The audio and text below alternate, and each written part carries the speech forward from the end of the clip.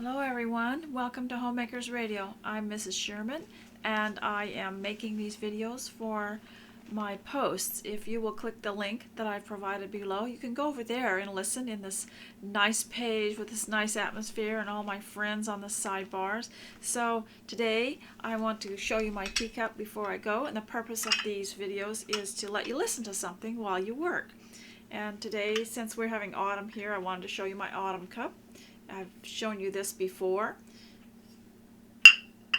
and I got it from Maryland, China online, or Maryland, China. I don't know how people pronounce it these days. And so today I'm in my kitchen, and I realized you had not seen it. I have not been in here to broadcast, but I got up really early. I didn't deliberately get up early. I woke up, and as elderly people do sometimes, at unearthly hours. And so I decided to come in here before someone messed the place up again. I had cleaned before I went to bed. And I have decorated it in this black and white check because someone sent me such a kind contribution that I went out and got some fabric, or I ordered it online, and just really had a lot of fun with it and redid it. And I bought a bowl and a tray and a few other things. So I'll get you some pictures if you want to come back and look at the post where I placed it. Another thing I did is I went through my sewing supplies, and I found all this ruffle that I had that I was going to let my granddaughter use for trim, and I made myself cake. And then I have a big pumpkin here because it's autumn here in this area, and I made a big pumpkin to go with. Of course I can't show you everything, but I'll give you pictures and probably try to make a panoramic view. I'm coming into this world, and this modern world, very well, aren't I? I'm making good progress because I know how to do things like that now. So the first thing that we do when we come here is try to make sure that you are dressed and ready and got yourself all fixed up for this beautiful job that you're going to do. Now I have great sympathy if you've got piles of stuff all over, because that's what this kitchen looked like last night before I fixed it. And I want to tell you why I waited so long to get it cleaned up. Well, I have been looking for, someone was talking about anxiety on the comments, and I get comments like that and emails about anxiety. And I had said to you before that some of the stretch exercises I take have helped that a lot. So I thought, well, I'll just, if stretch exercises are good, well, maybe there's more out there. So I began to look for more and found this one lady who was doing something about this nerve that you can release that is tight, that causes anxiety. And I did 2 of her exercises. I'll try to remember who it was. I'll give you the link. She had 3 exercises, but I did 2 of them. And one of them was just, and she did one on each side, and it was 30 seconds each. That's all it was. And one of them was, let me see if I can remember, you pull your side of your head like this and then look the other way up. And then you do the other side. And then the other one was to grab a hold of your rib cage and lean over and make a C shape here like this, So I did these for as long as she did them, and it was 2 minutes, 3 minutes. She also had one that was a little more uncomfortable because you had to get down on the floor, and I didn't do that one. But after I had done those exercises, ladies, and this is my big excuse why my kitchen fell apart and I didn't clean it up, was because it freed me of the anxiety, and which keeps my blood going and keeps the adrenaline coming. And I had this big list, and I just sat there and looked at the list, and I sat in a chair, and then I decided to get my phone out and text my daughter, and then I decided to sit there and look out the window. I did move the sprinkler a little bit more on the lawn where I saw it was dry, and then I got back in my chair. The anxiety was totally gone. So if you have anxiety, this exercise works, because I started that at 8 o'clock, and by 4 o'clock I hadn't done a thing. And by 4 o'clock it began to wear off, and I looked at my list and I thought, I better get busy. So I got this kitchen cleaned up, and now that it's cleaned, I'm going to broadcast in it so that you can see it before, the next second where it's going to get, I have a hard time even taking pictures in here. It's such a busy place. So the first thing we do is, and I really, really do recommend those anti-stress, anti-anxiety exercises. You can look them up yourself on YouTube, and they're actually quite good to anxiety. In fact, I'm still feeling anti-anxiety, and it took away for me, it took away all my ambition. So you have to be careful with it. But if you are suffering greatly and you don't have any ambition anyway, please go and look for anti-anxiety exercises. They're very easy. And at first I thought, oh, what good is this going to do? Because I usually have such a heightened state of tension and energy that I'm thinking, how's that little exercise going to help me? But you'll be quite amazed. It'll probably be very helpful. And I was thinking about the exercise in Proverbs 31. Everybody talks about the Proverbs 31 woman, but usually they focus, even the religious people focus on her working and earning money. There's a little section in there that makes them think that she went out and earned money in a shop. And because she sold things that she made, she actually gave them to the merchant, and he took them to market and sold them. And he or she, but the exercise that was mentioned was about the one hand holding the distaff and the other hand holding the spindle. I'm not qualified to talk about this very much, but it was a form of exercise. And so before she did it, because I guess you hold one here under your arm, and then you hold the spindle over here, and you do a lot of pulling of the yarn, and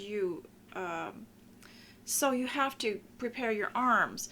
And the Proverbs 31 passage was saying, that she strengthens her arms. So she would have had to have, and I've heard this, I read about this, done a little bit of exercise and stretching to limber herself up to prepare for this job. And someday I'm going to own the distaff and the spindle, and maybe even a spinning wheel. When I was in the 1970s, the spinning wheel was just all trendy, and women were actually spinning yarn and wool and making things, and but they were very expensive. The spinning wheels were quite expensive at that time, and I didn't get one, and always wished that I'd had one. But anyway, if you have time, go and look that up, what the distaff and the spindle were, and so you would understand that she would have had to have exercise. And I'm sure she had exercise at home. She probably didn't have to go to a gym.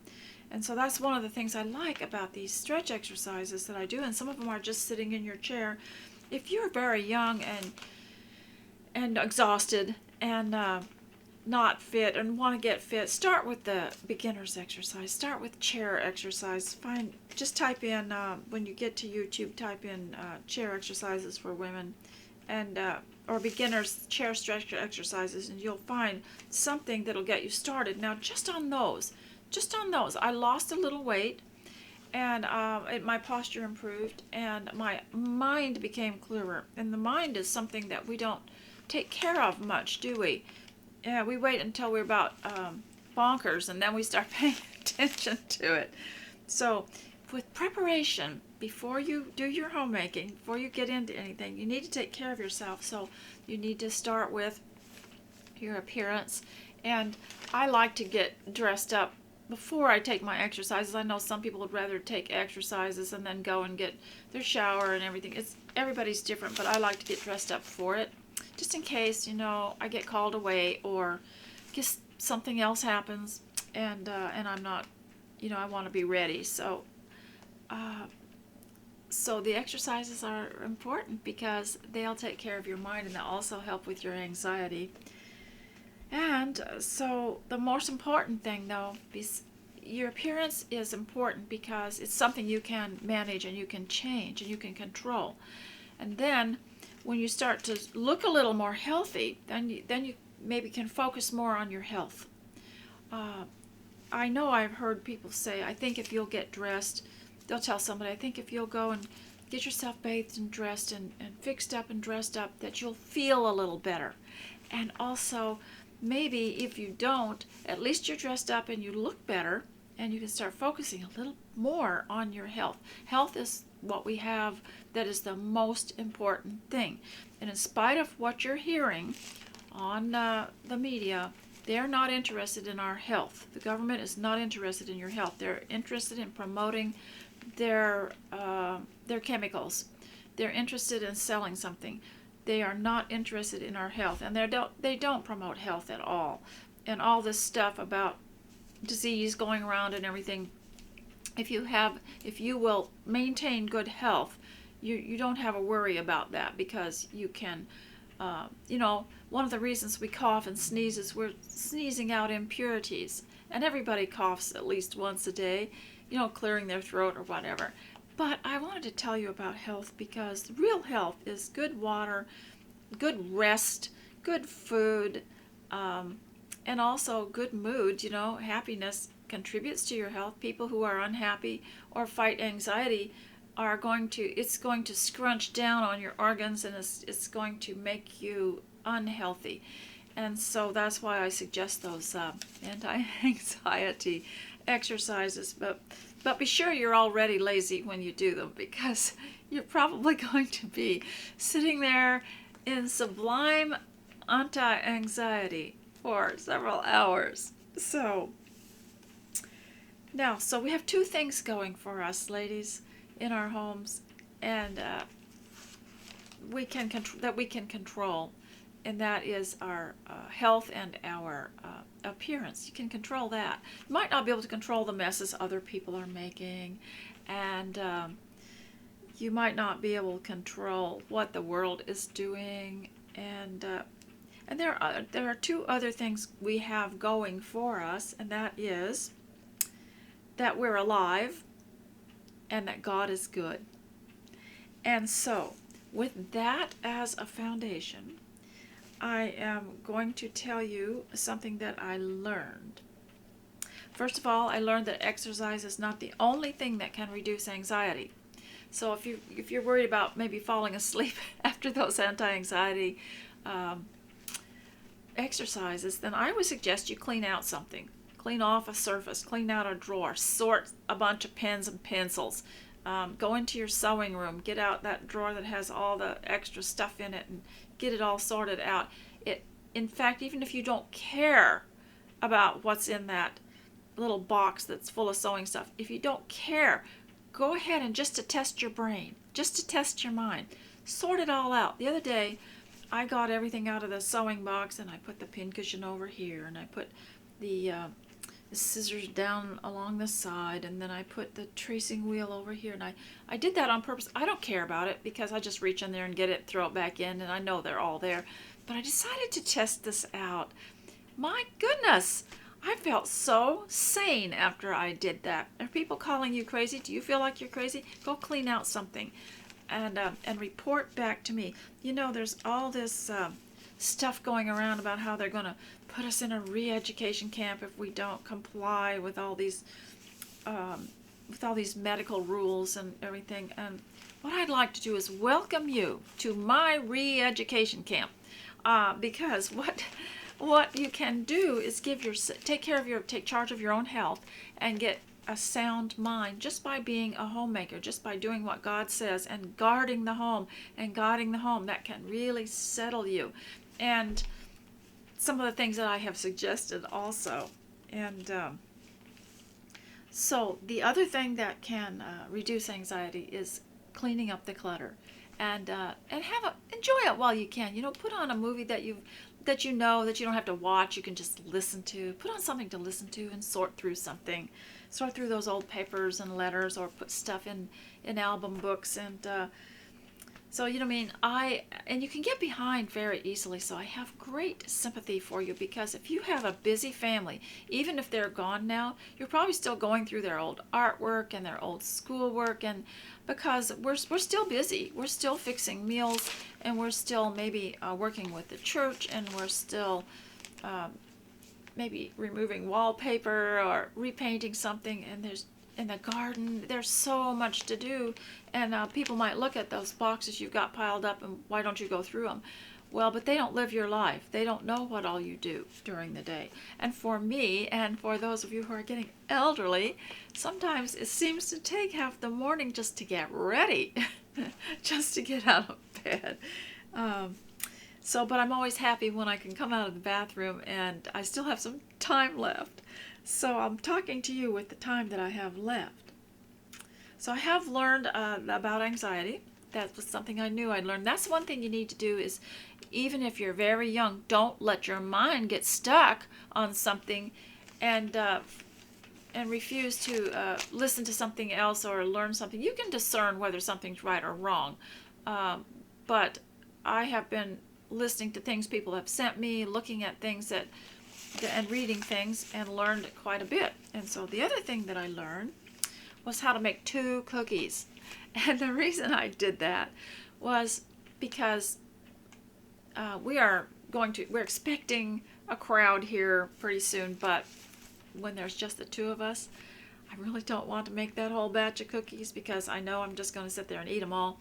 So I learned to make 2 of them, and Mr. S bought me the most deluxe toaster oven that also bakes.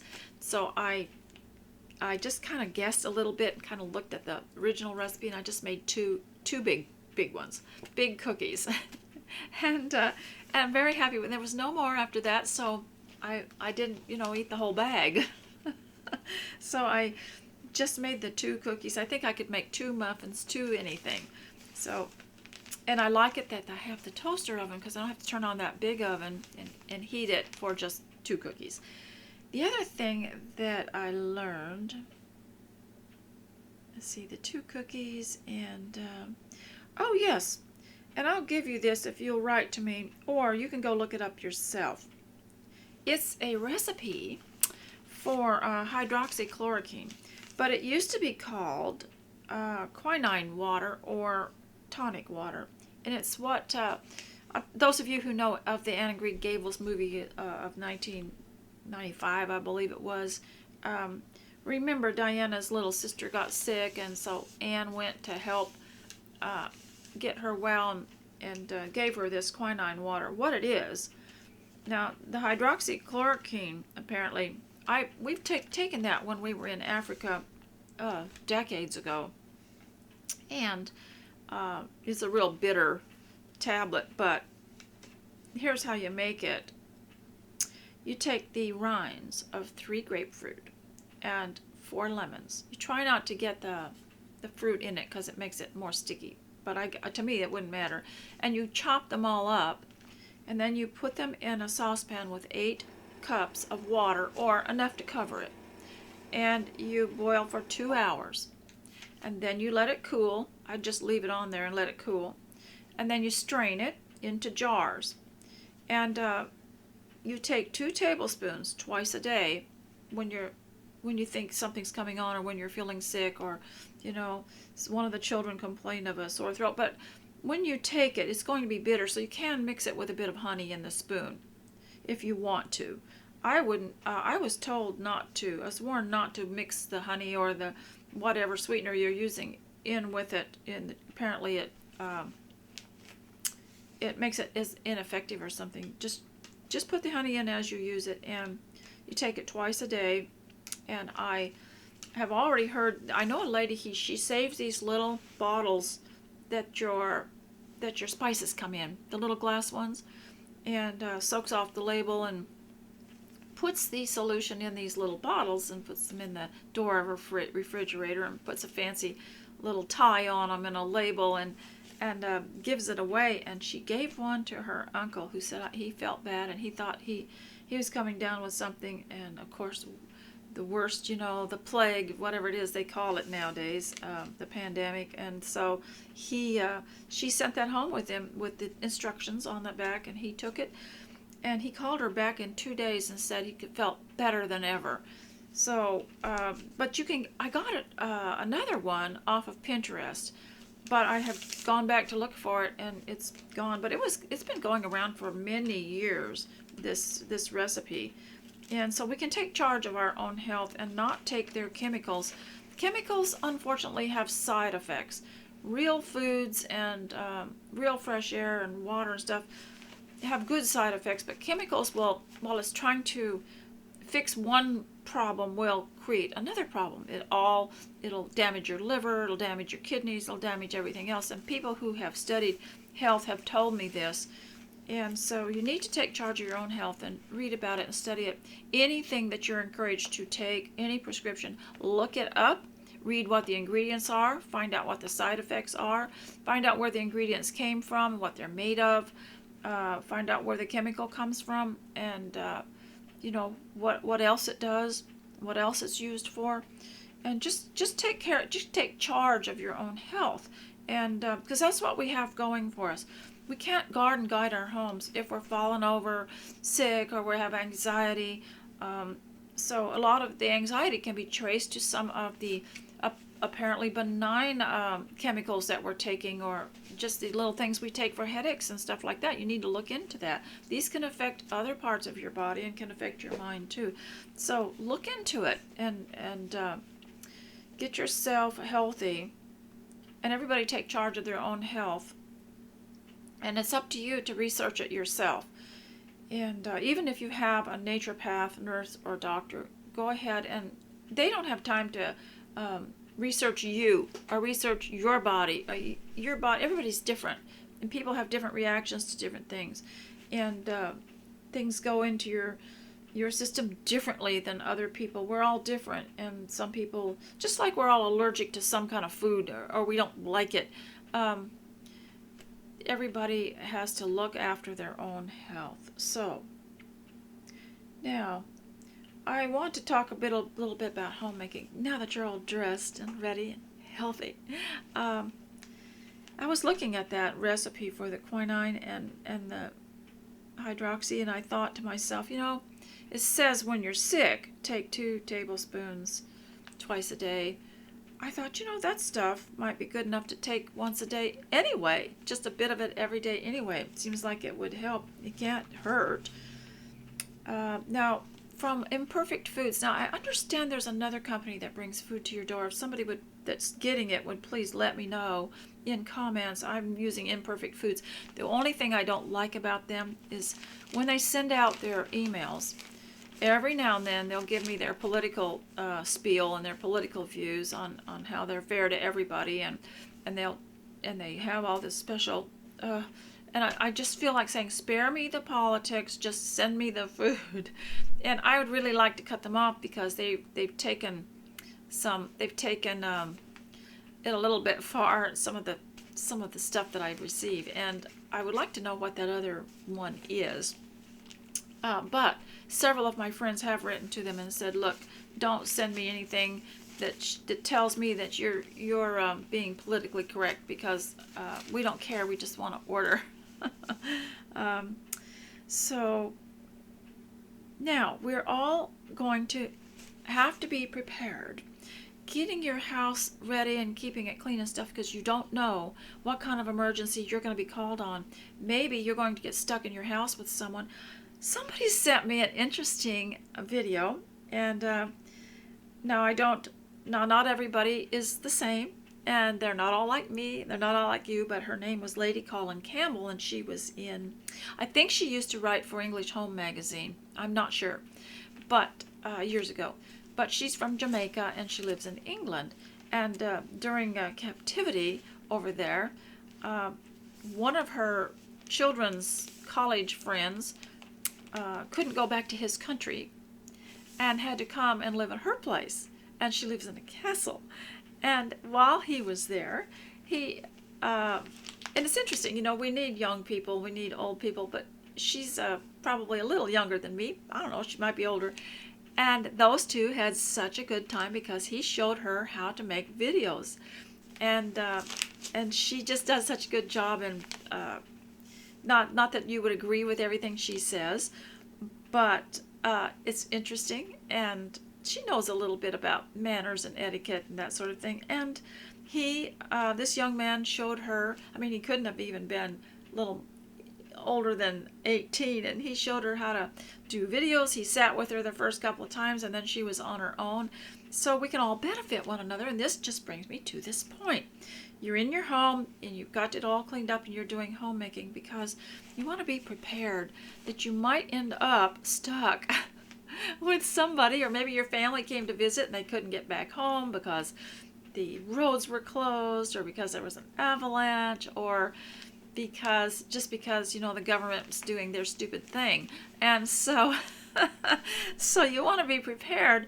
And last time I told you, have some books in the rooms, have some creative books, put creative books everywhere. I just got a new book because everybody started homeschooling here, and I got so jealous that they were showing me their books online and all the stuff they'd planned, all the activities they were going to do, and the baking they were going to do, and just the whole idea. And I felt really sorry for myself, so I ordered some books, and I've sworn off books, but I'm such a sucker.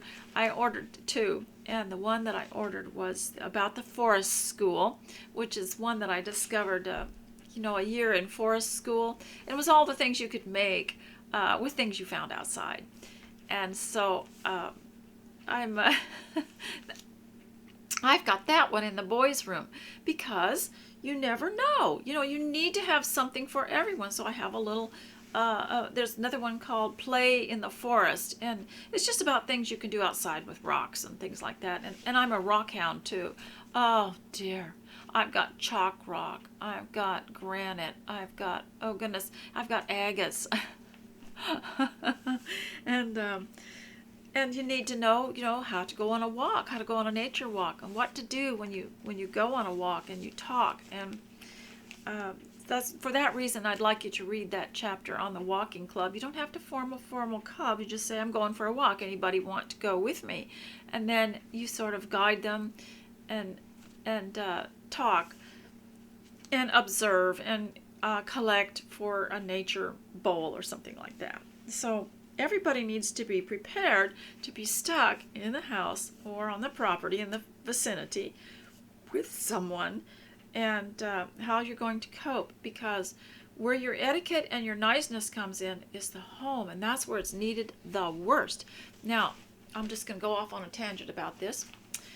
Before captivity, when people were out and about and they'd go shopping and they'd go to the restaurant and they'd go to the parks and they'd go to the museums and they'd go to their concerts, and they were on the go and not confined too much to the house with other people.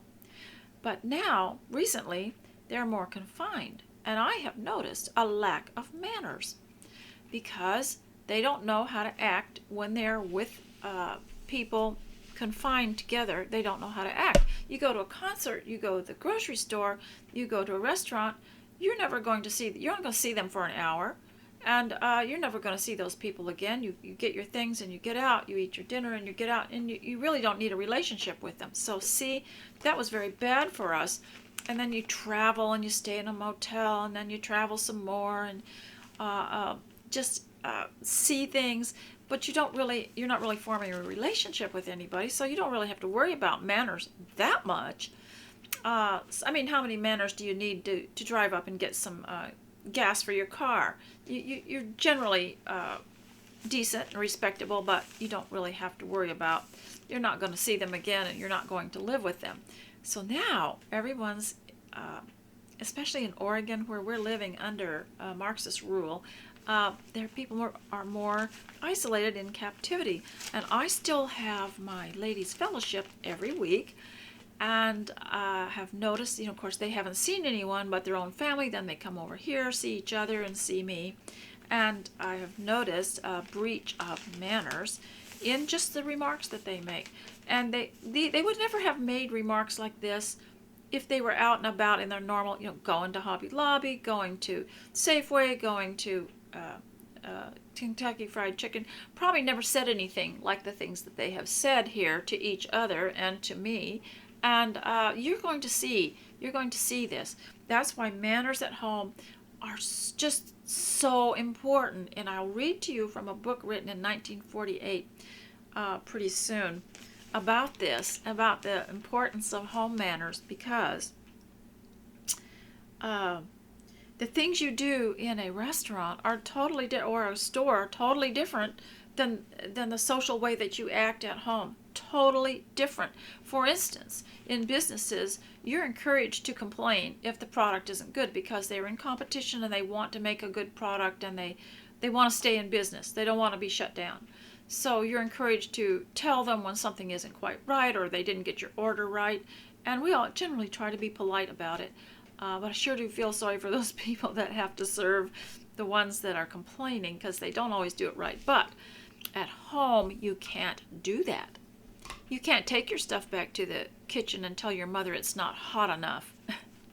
You can't tell your brother or sisters who's trying to do his best making a painting in their homeschool class that's not right. The painting's not right, and you didn't paint this right, and that's not the right color. You can't do stuff like that. If you're in the family, you can't tell the mother or the lady of the house that you can't talk back and make smart remarks and stuff like you might make an offhand remark in another social situation. But at home, these things go deep, and these are the people that you're going to live with forever or be with forever. And have you noticed, since captivity, more people are going to see their families for vacations. It's easier and cheaper, and with many people losing their way of earning a living, going home, going back to grandma's farm is the best vacation for the children. And so these are the people you need to build a relationship with, not those people out there. So we don't learn very much, do we, when we're out and about all the time. So in confinement, things will be different. So if you, just in case you get stuck at home with people, and maybe they're distant relatives, maybe they're not your immediate family, who knows what will happen. You need to learn to be polite. And when they're not polite, then you need to know how to react to that in a kind manner, because they are lost and they're so out of it, and they don't know their left hand from their right. So I'm going to read from Etiquette and Manners pretty soon. But first, I want to tell you the difference between fright and fear. And I have mentioned this before. When people are fearful, they're listening to the media and they're just anxious and fearful. That's fright. Fear is different. When the Bible talks about fear of the Lord, that's respect. That's a lot different. That's just like a holy respect, like you would not insult someone who was caring for you, or who was important to you, or maybe royal dignity or something like that. We'd want to be dignified. And fear and fright are not the same thing. And what's being imposed on us is fright. And people are full of fright. It's not the same as fear. It's not the same as the biblical fear. What I call it is scared. And if someone tries to threaten me, I'll say, I'm not scared of you. So there's a big difference between fear and fright. And fright is what you're going to get from the world's condition. And the best thing you can do is be home and make the house condition normal. No, none of this comes into my house. I'm sitting here talking to you like if you were to look at this in 20 years, and all these government restrictions were gone, and all those people were gone, and you didn't know about this time in our lives, you wouldn't see it here, because I'm going to talk to you like things are normal. And so I'm going to read out of this. First of all, fright and fear. I want to address that a little bit more, because one thing that I have discovered is that when someone's behaving, whether it's the narcissist government or narcissist people around you, and you can't figure it out. Why is that person acting so strange? Why did they say that rude thing to me? What's going on? That will keep you puzzled and anxious for a long time. But when you start to understand it, and knowledge wakes you up, like I told you about this old movie called Gaslight with Ingrid Bergman and Charles Boyer, and how her husband went upstairs to the attic and would turn the light on up there, and that was in the old days of the gaslight. It was a Victorian movie. I watched it for the costumes, of course, not the scary movie, but he would turn that light up there, and she didn't know he'd gone up there, but she heard the footsteps, and then the light in the gas light in the living room would dim and flicker, and she would just grab her throat, and she'd be just frightened, you know. She thought there was somebody in the house and everything, and then he would come in the front door, and the lights would be normal, and when she'd say, "Oh, I'm so glad to see you," and she'd be crying, and she'd tell him about these lights, and he'd look at them, and they hadn't flickered at all since he came in the door. I'm not sure at that time he even knew that he was the cause of it, but when she became knowledgeable about how this was happening, the fright went away.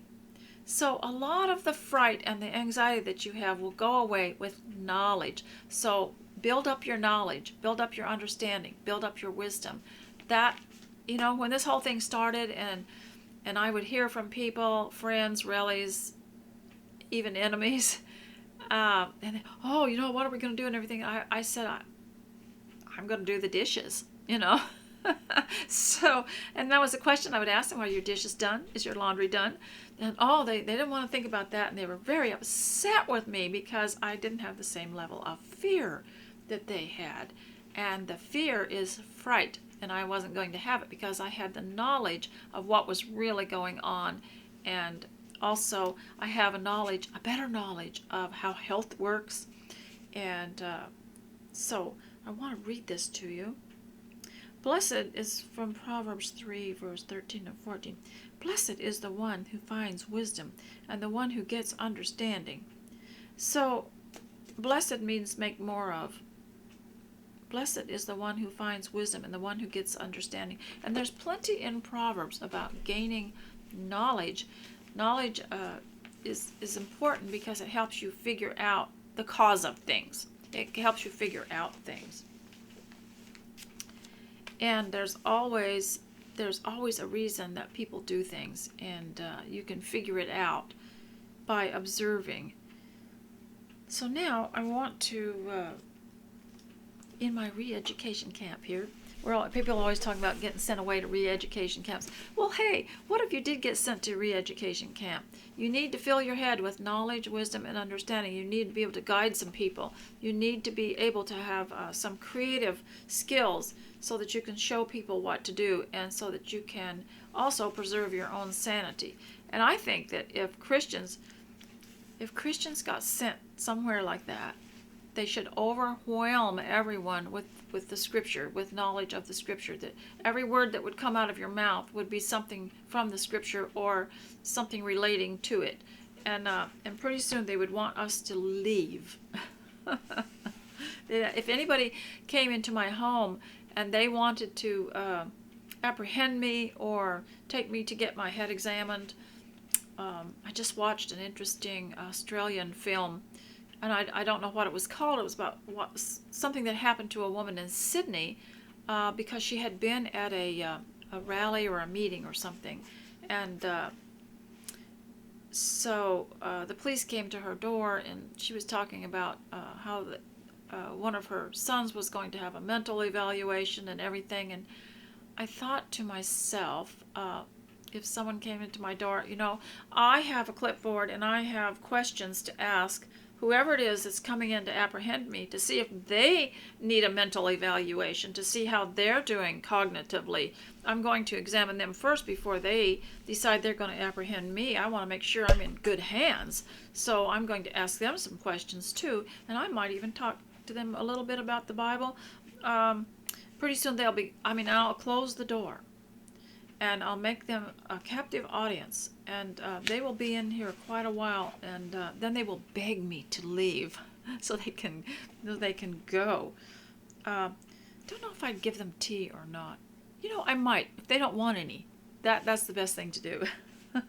Okay, so this is about visiting, and the reason and this was written by Lillian Eckler Watson in 1948. Now, I tried to find her because I believe in 48 that they will be about 78 years old by now. And So there are a lot of people living who, however, this was published in 1948, so she might have been 48 when she wrote it and might not be here. So I guess it's copyright free then, and I can read it to you. So this is called, the first thing I want to read, and even though this was written in the 1940s, every era had to have their own etiquette, ladies, because every era would have special, like during the industrial era, there would be new formalities and things that they would have to know that weren't necessary, didn't exist during, let's say, pioneer times or Bible times. And so every era has to have an etiquette lady, and we had Judith Martin in the 1970s, and she was rather witty, and now there are a lot of nice ladies on the web that talk about etiquette, and I think I have some of them on my sidebar. I believe the Daily Connoisseur was one of them. If I don't have her on there, I'll go check and put that on there for you. And somebody needs to write the art of manners for our era. Every era needs their own manners, and every family needs their own manners. There are some people that have a porch. There are other people that don't have a porch. The ones that don't have a porch have to take care to take their boots off before they come in the house, and there's different places to put them. There just depends on your house on what the manners will be. And so I want to read to you basic social behavior. And I hope you're getting a lot done while you... Oh, by the way, another thing that I bought when I bought them with the fabric, due to your wonderful donations, was the light behind me that looks like a little mini fireplace. And that is just battery operated. But I was reading about that, and that people used to carry things like that in the coaches or outside whenever they had to go outside, that actually had hot coals in them. And I was reading a little bit about that. This is not that. This is just a facsimile of it. It's battery operated. Okay. You can't get by with bad manners. Okay? One of the primary joys of life is to be accepted and approved by other people, to be well liked. And no one can be accepted and approved, no one can be well liked who continually offends or affronts the sensibilities of others. Now, I don't know if she's going to, I read this, but I can't remember if she said, I'll need to remind you of this, because we're probably going to be in one another's houses more than we are out commercially because of all the restrictions. People find it less exciting to go. We might be in our mother's house, our daughter's house, whatever. You don't walk in and say, I don't like that chandelier. I just never did like that color. Because that's their house, and those are their things, and she's not saying you have to have one. And this is one problem I'm finding that's a modern etiquette problem. You are around someone who makes all her clothes, and they're beautiful. And you say, well, I can't sew. Well, I used to try to make my clothes, but I just can't make my own clothes. She's not saying you have to make your own clothes because she's wearing them, but because she's wearing them, the message you're getting is, oh, I really should make my own clothes. Don't do that. If she made her own clothes, appreciate them and say she looks beautiful or you really like that. But don't go on and on about, I wish I could sew and I really should be sewing my own clothes, or I just can't make my own clothes. If you walk into someone's house and they have decorated a room all in something that red, let's say, all red, say, well, I could never get away with decorating my bedroom in red. And just keep your mouth shut. Just appreciate it. Just like it. If you were looking through a magazine or a book, just as though you were reading a headline, just don't have a yay or nay about it. If you like it, say fine, but keep your mouth shut if you can't say anything good. Because no one is, see, the message you're getting is she thinks everyone should decorate their room in red. That's the message you're somehow picking up, but it isn't true at all. She's just doing that for fun. And she's just doing that because she enjoys it. Another thing is, let's say you find somebody who's baked their own bread, and you say, this is just delicious, but my family wouldn't eat my baked bread. Just keep your mouth shut. Because she's not saying, you should make bread for your family. She's saying, I'm making bread for you and I enjoy it, but they're not saying the things that you think they're saying. Or let's say you're visiting somebody and she and her girls they like to wear dresses. They like to wear skirts. You don't say, well, I can't wear skirts. I look ridiculous in skirts. They didn't tell you to wear the skirts. They didn't ask you why you're not wearing skirts. You see, you're getting this message somehow that you should be doing everything you see. When you walk into a furniture store and we've got one here that just beautiful, and they've arranged all the rooms. They put it in groupings, and I just love to go in there and get ideas. But you don't walk in there and say in front of the salesperson something negative about, well, I certainly couldn't have a yellow bedroom like this. You just don't do that. And I think one of the biggest problems today is the feeling that because of all the freedom of speech that we have, people have started to take license with it and express things that they really should keep quiet. They think, well, we have freedom of speech. We can just say this, say this in front of someone. Or maybe you've been invited to someone's house, or there's a relative you're visiting, or a friend, or your daughter, or your mother, and she's lost a lot of weight. And she's feeling pretty good. She doesn't say anything, but you say, I just can't lose weight. She's not telling you anything. This is just what she's doing. So ladies, I hope I made myself perfectly clear. Okay. Or even children. Get around other children and they have some things, or they're playing a game of checkers or something, and they'll say, oh, my parents won't let me have a checker game. I just lose all the pieces. You need to all just be quiet. Everybody has different values. Those families have different values than you do. And just be quiet. Okay, so this is what she says, and it's written in 1948. Can you believe? Don't go around thinking that the 1940s and the 1950s were just this perfect era. What's been preserved have been the good things.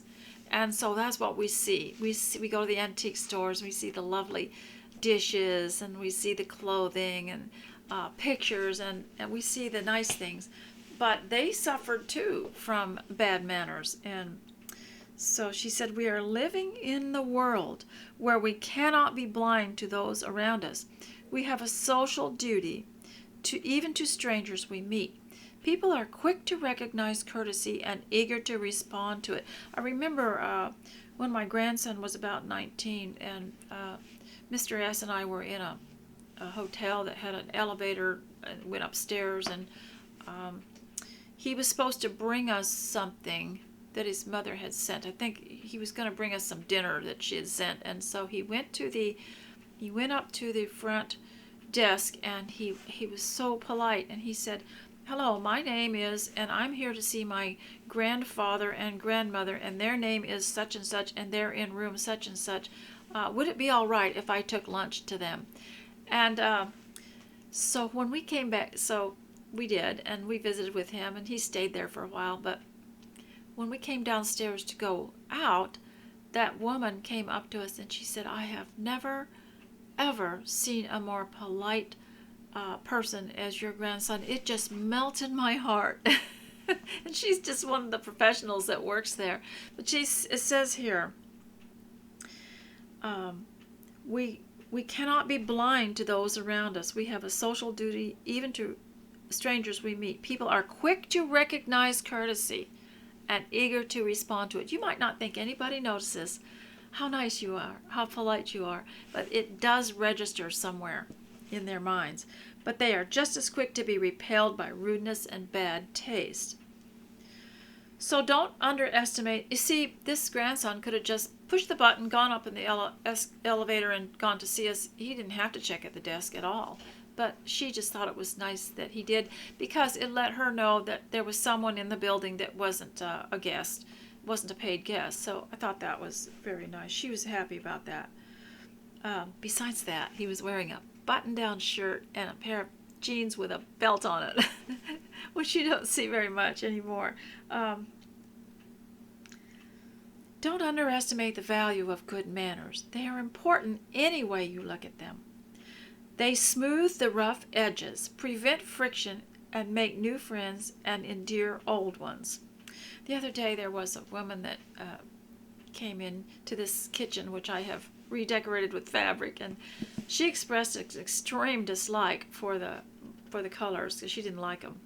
And I said, well, don't worry, I'll be changing it next month, probably to roses or something. With fabric you can do anything.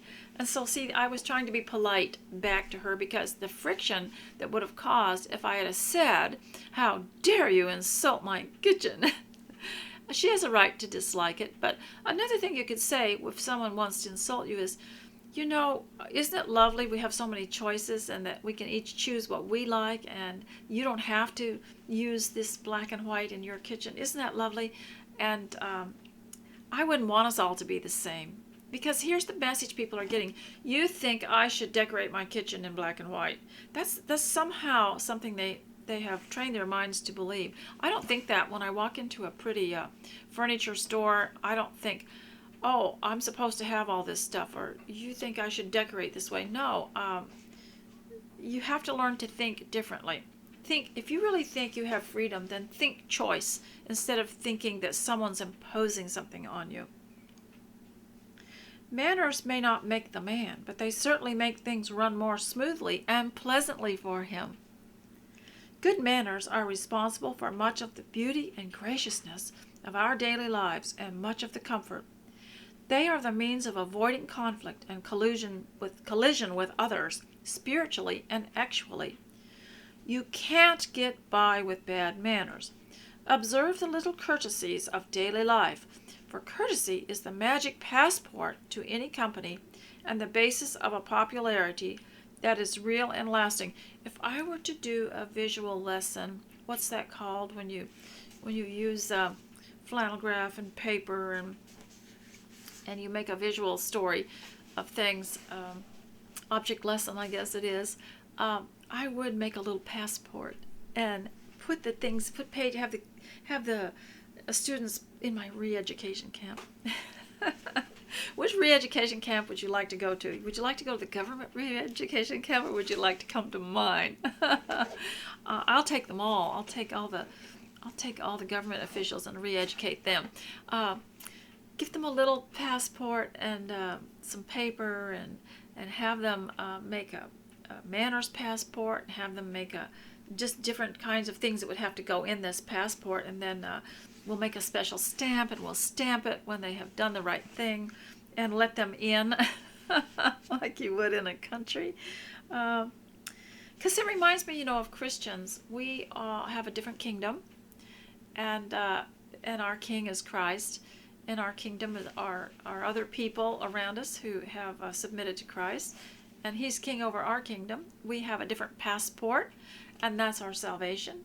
And we have a different set of government laws, and so that idea of a passport fascinates me. It pays to be polite. A great American once said, "Manners are the happy way of doing things." Good manners, as interpreted in this book, are not merely for their effect or influence on others. They are for your own happiness. You see, people of my generation got the idea that we're just trying to impress people if we're polite. If we're overly polite, we're just trying to impress people. But no, this is taught here. They are for your own happiness and your own peace of mind. Part of the reason we suffer from anxiety is probably our own way of thinking and our own lack of propriety in our own home. It's even mannerly to clean out a dresser or a drawer or something like that. That's part of refining your manners and putting things away, putting things back. And I know that when you go through the student era of your life, you think, we just need everything handy and we'll just reach over here and get this and this and this. But it's like I have these exercise equipment. I have a little trampoline, and I have some little weights, and I have a mat. And when no one's here, why shouldn't I just leave it out all day and day after day after day? Because it's good to get in the mannerly habit of rolling it all up, putting it in the box, putting it in the closet. It's just mannerly. It leaves the house available for someone else to use. And it gives me such peace of mind. I've seen the difference. It pays to be polite. A pleasant face and a courteous manner are your own best protection against the rudeness of other people. That's true, because if you get a rude person that says something mean about something, I remember listening to someone at someone's house play the piano. Someone had said, "Could you play for us?" So she played something, and someone else came up and said, "Yes, but you were a little off on your whatever notes it was." And I thought how rude that was. But she was pleasant back. She said, oh, I didn't know. Well, you can always go home and you won't have to listen to me. So, courtesy is contagious. But it says here, a pleasant face and a courteous manner are your own best protection against the rudeness of other people. Courtesy is contagious. A conductor with good manners and a friendly smile can make a whole car of passengers feel neighborly. A courteous man or woman at a party can make everyone feel happy and at ease. Courtesy radiates good cheer, and good cheer is catching. It's like a magnet that irresistibly attracts the courtesy of others to you.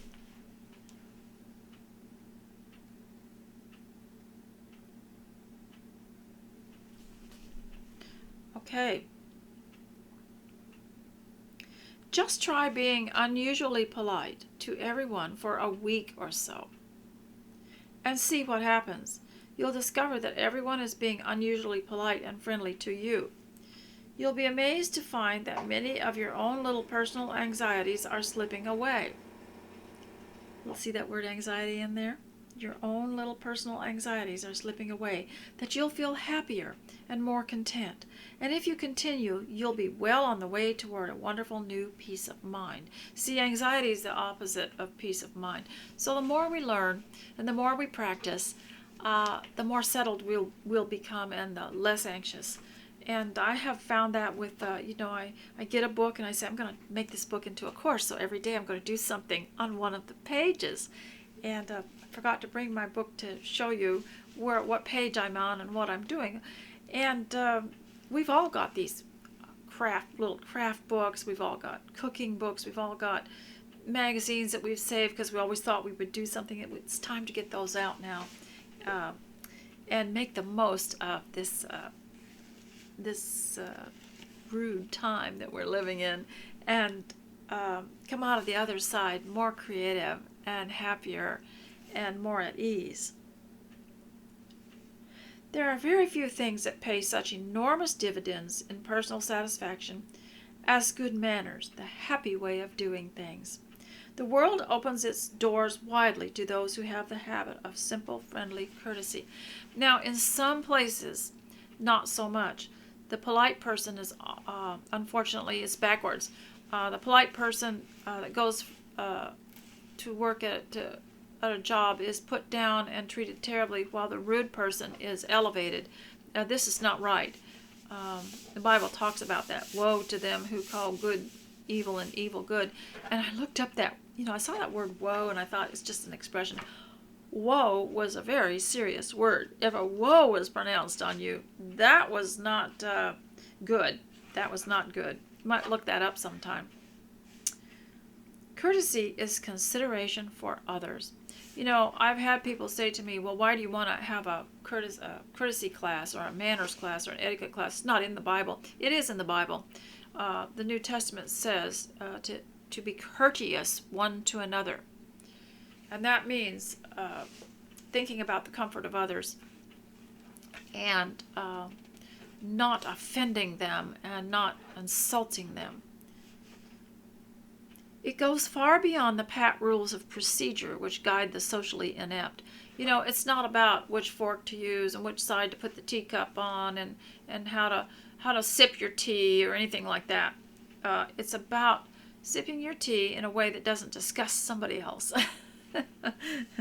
um, a knowledge of these rules is, of course, essential. It's talking about these precise rules about, how to make introductions and who says what and everything. This is not what courtesy is all about. Courtesy is always about being polite to people, being kind. But if etiquette is to be of more than trifling use to you, you must recognize its real purpose and meaning to make you happier and more successful in your association with others, not only strangers and business associates, but those near and dear to you. Whatever else etiquette may or may not be, a generous regard for others is its great underlying principle.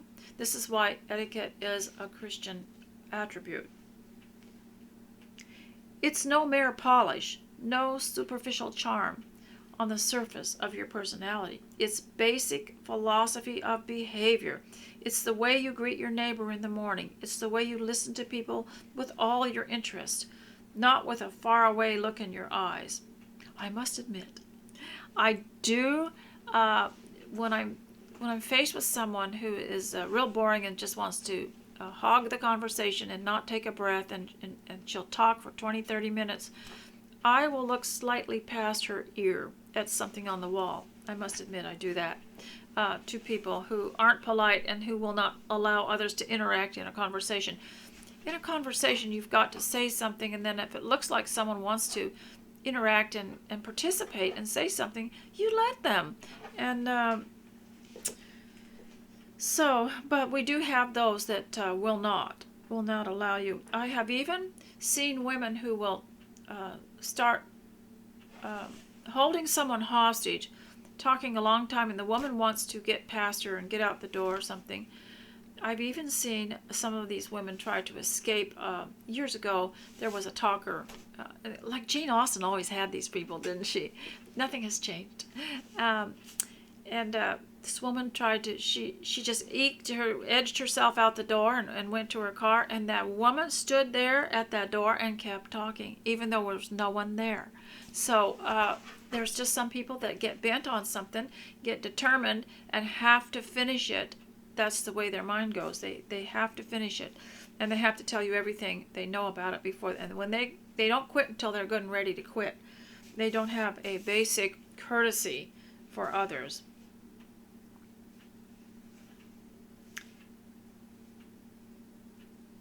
It's the way you give up your seat to a lady and ask about an ailing child, and avoid smoking where it causes distress to others. It's the way you refuse to spread unkind gossip or to laugh at another's blunder. I always was very uncomfortable with people who thought it was funny if someone was walking on the sidewalk and got splashed when a car went by. I didn't think that was funny at all, but to me that's very uncomfortable. You could get quite sick if it was cold. And I never thought that was funny, although some people think that is. So that's rude, to laugh at people's when they're uncomfortable. Reduced to its simplest form, etiquette is the application of the golden rule. Treat others as you would have them treat you. It's an awareness of others and the ability to put yourself in their place. It's an open-minded fairness in all your dealings with people. It's tolerance for ways and customs different from your own. It's confidence and quiet dignity, integrity and self-respect, justice and fair play.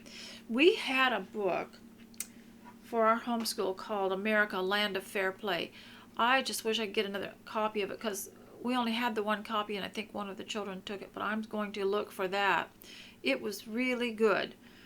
It's all these quite as much as it's the knowledge of how to set a table or how to write a letter of condolence. See, there's this etiquette of how to set a table. That's precise. And how to write a letter, where to put the heading and where to put the signature. That's precise. That's a kind of an etiquette that's mechanical. But what this kind of etiquette is talking about is being tender-hearted and loving. So I'd love to read more to you, but I've already talked to you for an hour. Perhaps I should save some for later. So I want to tell you maybe one more thing before I go. Now, one thing about being in troubled times and maybe being captive in a re-education camp in your home is that it shows you something. It's such a stark contrast between what the world planned for you and what God planned for you. It says it gives us a chance to look at what we've been created to be and do. You know, when you're away from what the world versus what you've been trained to do. And you find out what you've been trained to do. Many people are their jobs have closed, and the things that they were trained for are obsolete. And so then you have to look at, what do you have in your hand? What are your abilities? Develop abilities. Develop your mind. Develop your knowledge. So you get a chance to see what you're created to do, what blessings God's put in you that you can pull out to do, versus what the world had planned for you, what your education created you to do. That's all artificial.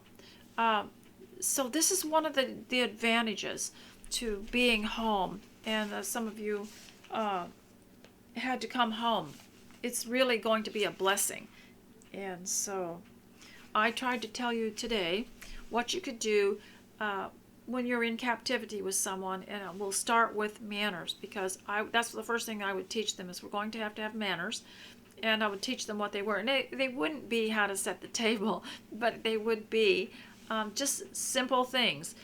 And just like you would teach little children.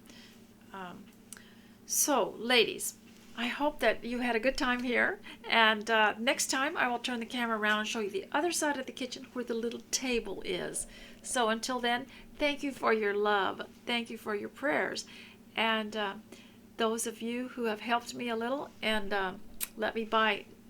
sent me my zipper and thread money and encourage me and your letters and everything, I thank you very much for that, and I hope you got a lot done while you listened today. I would like to start the 10-minute walk videos so that you could go for a walk for 10 minutes and you'd know that your walk was time for you to quit when it was over.